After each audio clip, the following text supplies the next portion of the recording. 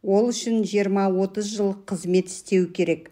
Мұрат Құсайынов Димаштың қайраткер атағын алғанына наразылығын білдірді.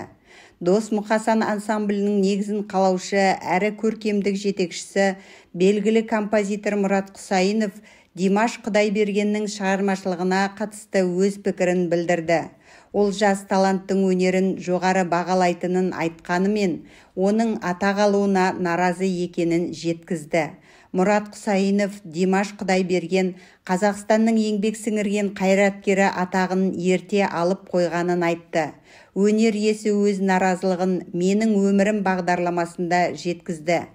Біздікілер біреу шетелде жарысқа қатысып келіп лауреат атанса, бірден атақ беруге мәз. Димашқа алды да Қазақстанның еңбек сіңірген қайраткерін беріп жіберді. Бұл дегеніміз үлкен атақ. Дос Мұқасанда ол менде ғана бар атақ. Ол үшін 20-30 жыл қызмет істеп алу керек. Қайраткер деген сөз өте жоғары. Соны екінің біріне бере береді. Соны Димашқа да беріп жіберді. Ол қайраткерді әрі қарай алып жүру керек қой. Ол бірінші. Ал екіншіден қазір Димаш өзі шықты дейік. Бірнеше мемлекеттер бүкіл әлем Димашқа қарап отыр.